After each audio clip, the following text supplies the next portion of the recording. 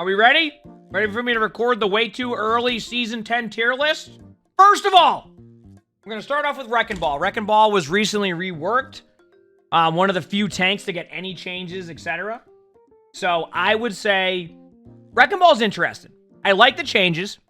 And I've always kind of talked about like Wrecking Ball when it comes to like perceived value. And what perceived value is, like, you can't really see what your Wrecking Ball is doing to help the team. They try to change that with the new changes. I think the major concern, and I haven't seen any Wrecking Ball like players like thoughts yet, or maybe I think I saw one, but like, and I think I agreed with it. It's like you just don't have any time to use the shields. It's very niche. So like the idea of like taking your overshields and giving them to your teammates is cool, but like it's so niche sometimes because it requires so much to happen at once to be able to get the full value. So a lot of the time it's just not even worth. It's like not even worth like using the shields on anybody else but yourself. And then the next step is also asking, right now with the current state of tanks, asking your other tank, right? And we're asking a tank to give up HP right now is funny because tanks just need HP. Not like, and let me rephrase this, like I'm not saying give tanks extra HP, but like it's so hard to catch up on heals. So, but yeah. Yeah, the Retract is cool. The Retract can do some really cool stuff. And definitely watch out for a lot of the Wrecking Ball connoisseurs who are beasts, because they're going to find some really cool techs. I would not put Wrecking Ball in D tier. Emongg wiggle, emongg wiggle. No. I would say putting Wrecking Ball in C tier would be maybe B? C or B? Not A or S. Not A or S, but I think C or B tier. It's really hard to say. I think if you take a really good Wrecking Ball player, you go B. I think if you go from just an overall everybody playing, you go C. I think C tier is a safe pick. I know that people might argue B, C. I think C is like the safe pick. I think B is like really good Wrecking Ball players to get that value, but I think C tier kind of fits like the... Is C considered good but niche? Yeah, I'd say so. I'd say good but niche is a good way to put C tier. I think they'll make more adjustments to Wrecking Ball. So I think C tier is safe. I'm going to go with C. But keep in mind, you can keep this in the edit too for my TikTok editors, etc. You can also argue B tier, and I would be okay with that too. Junker Queen also got a buff. Extra carnage damage. Kind of B tier? B tier, like okay. Can make some good plays. Survivability is okay. Can sometimes do stuff. Good against some comps. You know, I think just good. I think pretty good. Yeah, I'm fine with B tier for Queen. Doomfist. So Doomfist also is one of the few tanks to get a buff. Sorry, thank you for the get this up. Thank you, appreciate it. Doomfist got a quality of life buff, but also a good change, just to give a summary here. Doomfist, yeah, I'm thinking A tier for Doom. Doomfist, what it used to be was, let's say you had a charge punch, right? And then they went for you and you couldn't use your charge punch and you slammed out, it would eat your punch, right? So you wouldn't have your charge punch. Now, if you use any ability during that, it will actually keep your charge punch. So let's say you're holding up your punch to go punch someone, but then you have to like slam out. You'll slam out, but you'll keep your punch. So that's a good change. I think I'm one of these people who I will probably rate Doomfist higher than most people will. But I think Doom is an A tier tank. It played well, and also just is a tank that has survivability. I know it's really tough to like argue back and forth with A and B, but I like A.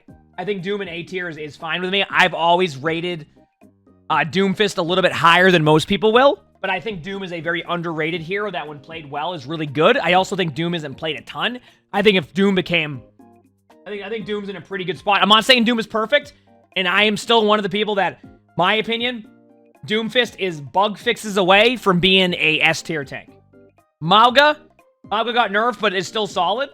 Like, Mauga can still work. Maybe A. I want to say B tier. I don't think C tier. I think Mauga's all over the place, right? Like, beginning of Season 9, Mauga was, like, here. And then Mauga got nerfed and then kind of was here, but then Orisa became a lot more meta. And then, like, if I'm playing, like, for example, if I went in order, I'd put, like, Mauga maybe there. But then it's like, is Mauga better than, like, Wrecking Ball? This is a tough one. This is a really tough one for me. But B tier. I'm going B tier. Ramattra, B tier. I don't even have to question that one. Ramattra's just B tier for me. You're going to see where my tanks are going to be, and you never understand. D.va, A tier. D.va's good. Sigma. Keep in mind, I'm a Sigma player. A lot of hours on Sigma. I'm trying to think, like, if I'm playing ranked right now, and I play Sigma. Yeah, I think that's fine. I can go A tier. I like Sigma in A tier again.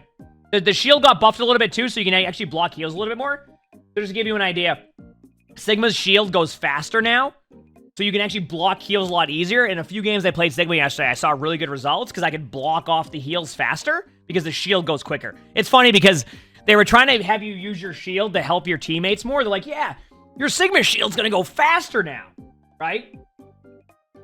Your Sigma shield's gonna go faster now, all right? So you can save your teammates. I'm like, I ain't saving any of my teammates with that shield. I'm putting that shield into their back line to stop the heals. That's what I'm doing, right? I'm putting that shield in the back line.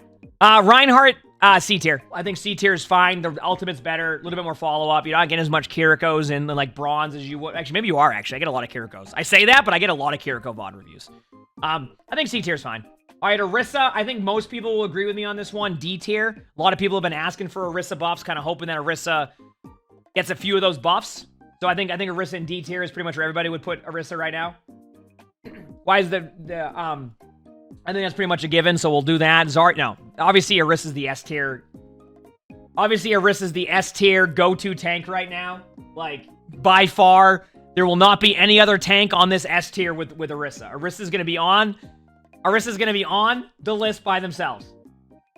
Right up there. Just by themselves up there. This is Orisa's tier. Like, that's just what's gonna happen. Zarya. E? People are gonna be like, oh, you have D.va above Zarya. You can't do that. You absolutely can. Remember, when I played D.va against Zarya, I ain't 1v1 in Zarya the whole time. I always go back to this. Do not always look at a 1v1 matchup between a tank and base it off of that. Because if you were 1v1 in the tank the whole time, it isn't really it's not gonna go as well a lot of the time, right? Map dependent. I'm not gonna try to play D.va against Zarya on King's Row, right? And I'm not gonna try and play Zarya against D.va on Dorado.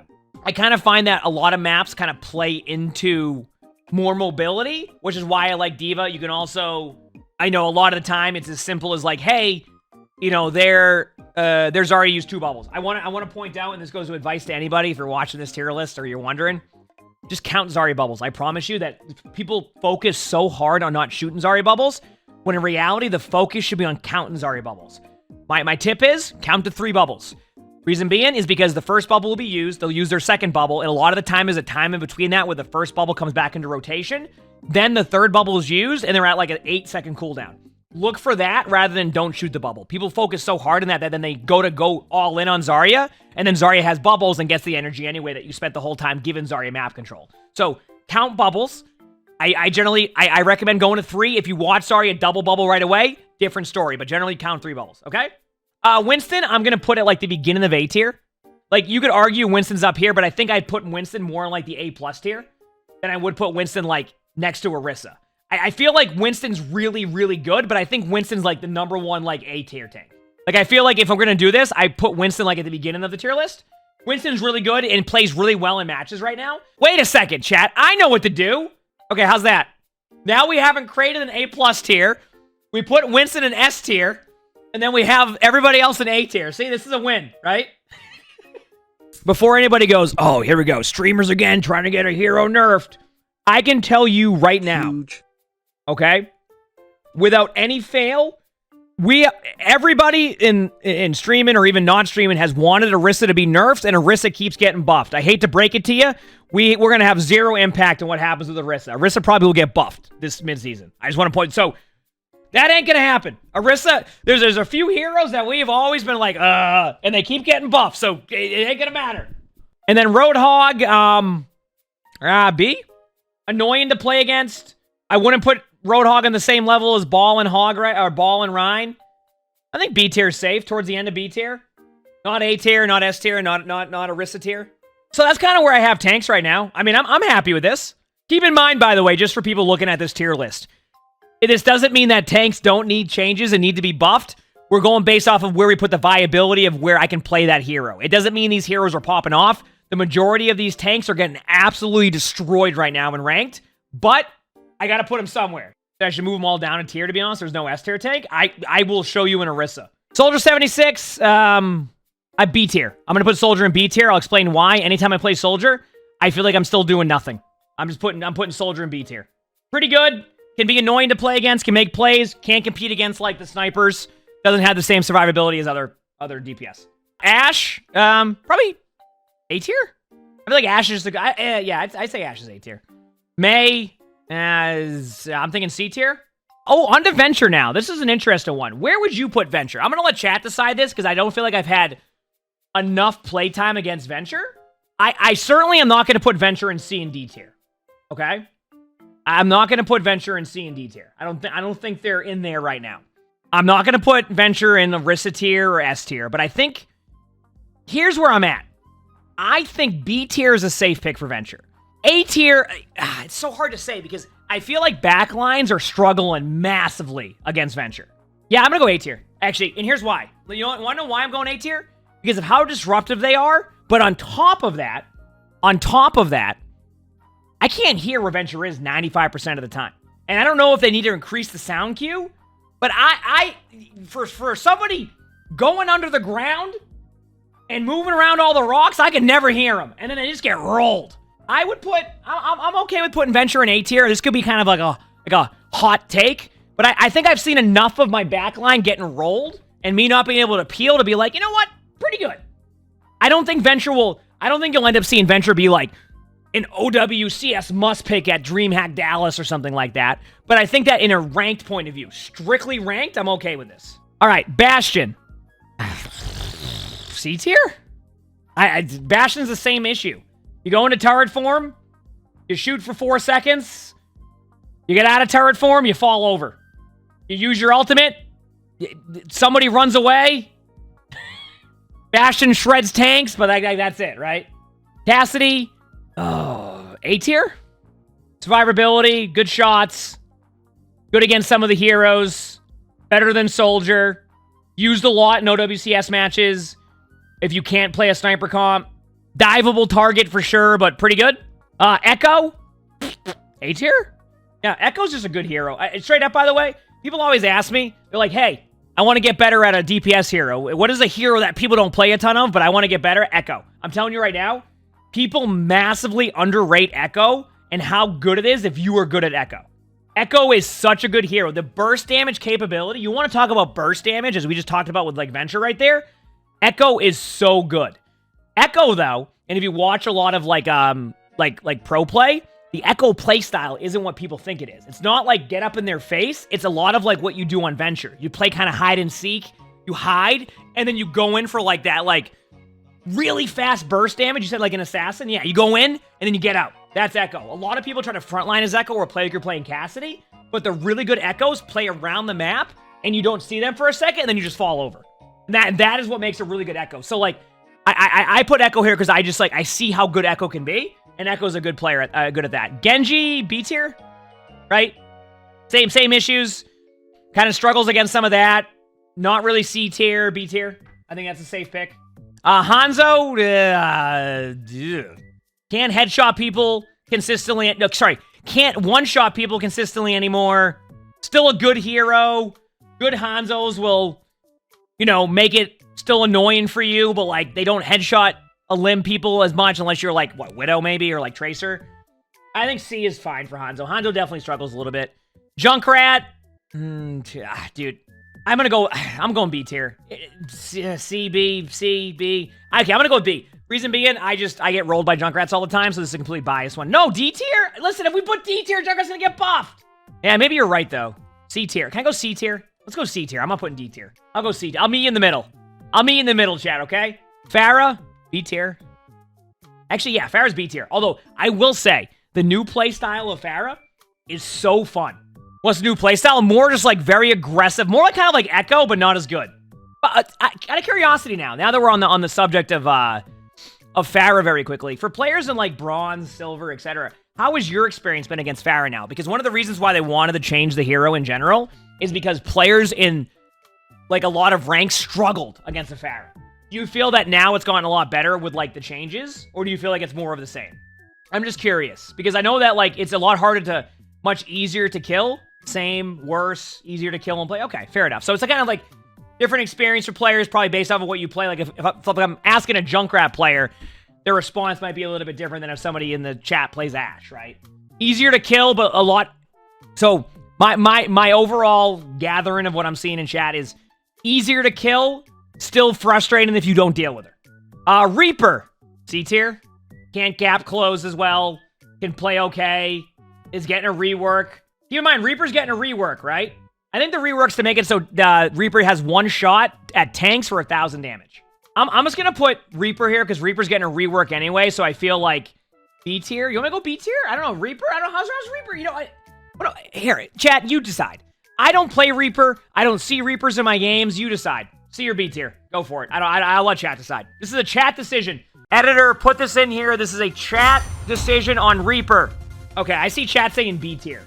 Is this correct? I'm seeing more B tier than C tier, so I'll go with B tier for chat. This is a B tier chat decision. C tier? C? B? C? C? I can't. Okay, C tier then. There you go. C it is. I'm going with that. Sojourn, S tier.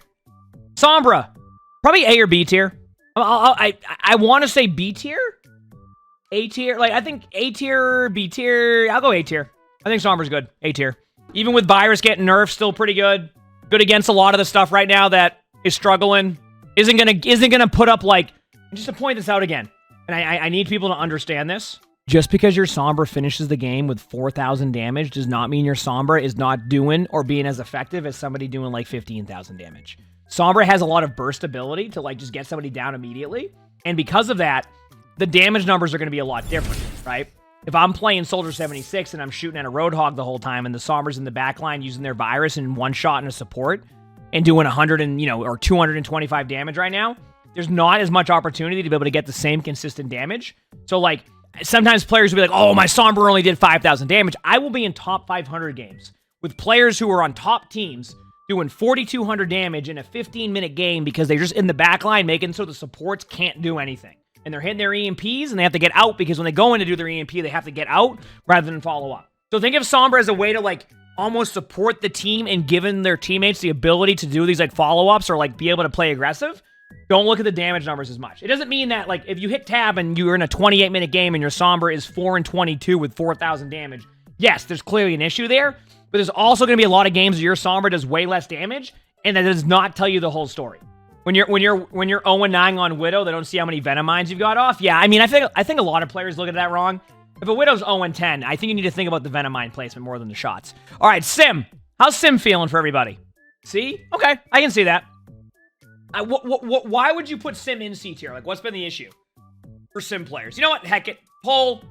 The rest of this tier list, if I don't know what I want to do for a hero, I'm letting chat decide. Can we get a poll, Caps, please? I'm going to eat a grape. Okay, chat voted for Sim in C tier. So that was the vote. Torb. B tier? I think B tier for Torb is pretty good.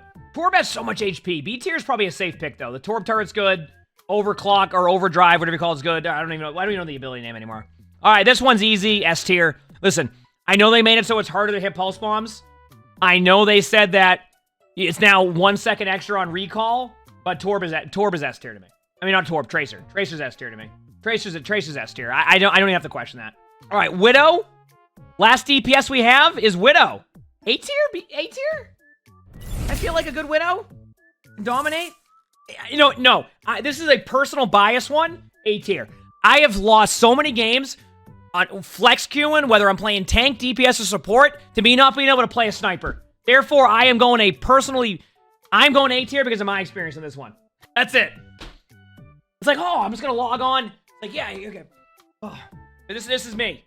Ready? Here we go. Oh, I'm so excited to log on and play some games. Oh, I haven't played DPS in a while. Not my strongest role, but I'm excited to load in and play. All right, let's queue. Oh, I'm in Havana as a Widow on the other team. There you go. That's my experience. So I'm biased. On to support. So that's the DPS. I'm pretty happy with the DPS one there. All right, Zenyatta B tier. Ever since the HP changed, I'm just going to put Zenyatta somewhere random so you can see Zenyatta right now. Zenyatta's B tier for me. Ever since the HP change, Zenyatta isn't as tanky. Still good. Not bad. I think Venture might make it a little bit difficult on Zen at times. I think Venture being in the game now makes Zen get rolled even more. Which actually, it makes me wonder. You know what I'm wondering now? Do you think that when they buffed Zenyatta and kept Zenyatta's HP at a high HP last season, that was also because they were also playtesting Venture against Zenyatta, who would get annihilated without that HP? Because think about it. I have Zenyatta's in my game now that they fall over in like half a second to a Venture. And I wonder if when they were doing that, when they were playing it, Venture was just going to the backline and shredding Zenyatta's. Probably not, but, you know, probably not, but it reminds me of that image, you know, right? Like, what if that was why Zenyatta had the extra HP at the beginning of Season 9, right? You know what I'm saying? Like, what if that was what it was, right? I mean, do we even need to have a discussion about Kiriko? D tier. Like, Kiriko needs buffs. It's been... I mean, this is the same thing as Orisa. S tier. By the way, the 3 heroes that constantly get buffed and everybody goes, huh? Orisa, Sojourn, and Kiriko. And they're always up here in these tiers, except one season where Orisa wasn't. And now, every season, we're always constantly putting the same heroes in S tier because those heroes keep getting buffed. Happens all the time. Illari. B tier? Pretty good. Not bad. B tier's not bad. Pylon's okay still. A little bit more healing aspect on your right click. Good at, if you just don't want to, if you don't really want to heal your teammates, you just go Illari, throw a Pylon down, and just DPS. Like, pretty good. Brig, probably A tier. I just think Brig's good. Ana Brig is a strong comp, obviously. I don't think Ana's, I don't think Brig's quite in that S tier as like Kiriko, but I think A tier is probably a good spot for Brig. Like, Brig and Ana are just so strong together. Like, I'd probably put Ana and Brig in both A tier. Maybe a bit of bias. She said C tier for Brig. I can't put Brig. I personally cannot put Brig in C tier. I just see too much value from Brig. You could maybe talk me into B tier, but there's no way I'm going to C tier. Those are the options, either A or B tier. B?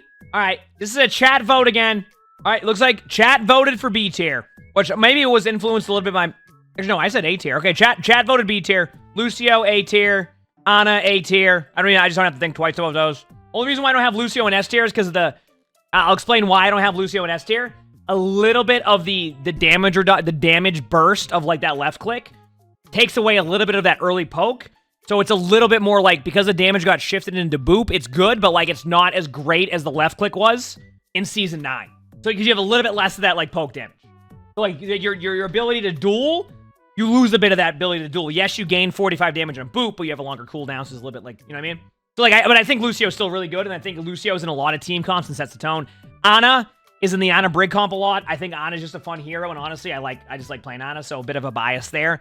Lifeweaver, I would say got moved up to B tier, maybe C tier.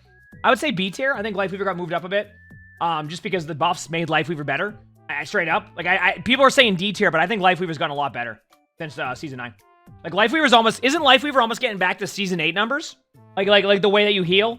I think B's a safe pick. I'm confident with that. Yeah, I think it's reasonable. You could argue C, but I'm okay with that. Mercy's S tier. Or Orisa tier. 100%. 1, it's the Mythic Battle Pass season for Mercy, and 2, and I know better.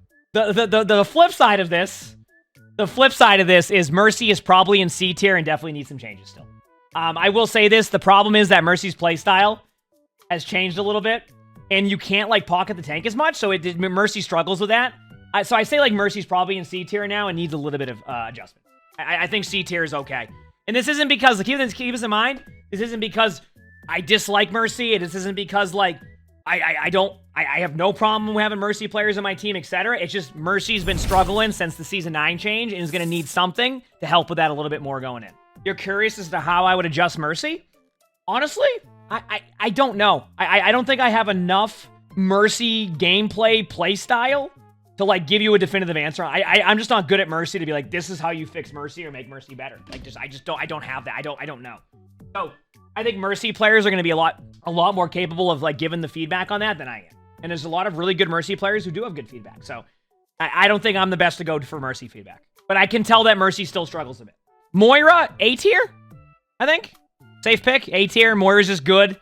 Moira does a lot of damage. Moira makes a lot of plays. A tier is good for me. I'm not going to put Moira in S tier. I know that people want me to put Moira in S tier, and I'm not saying that Moira doesn't have S tier moments, but I think A tier is good for like the overall Moira player you get who, if balanced right, A tier is a good A tier. So I am totally fine with this pick. You can be mad about it, but I'm okay with that. And then Bap, right up there in A tier too. I think Bap's good.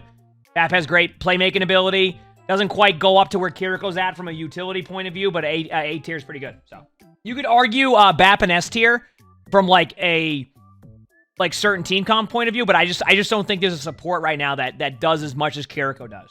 I'm happy with this tier list. I think there's going to be some arguments back and forth. Obviously, a couple things you can move down, up and down here, you know, but I think like I'm pretty happy with it. Maybe a bit of a bias there, but I'm happy with it. You said you mean the hero that can wall climb, TP through 9 walls, cleanse, 2-tap squishies, as the best ult in the game is S tier. I'm cooked, bro. I'm sorry. All right, there you go. There's my way too early Season 10 tier list. Let me know what you think about them in the comments. Make sure to hit the like button, subscribe to all 3 YouTubes. We record these live on stream. You can see the Twitch chat below the webcam. Stop by if you haven't. With that being said, I hope you all have an amazing day/night.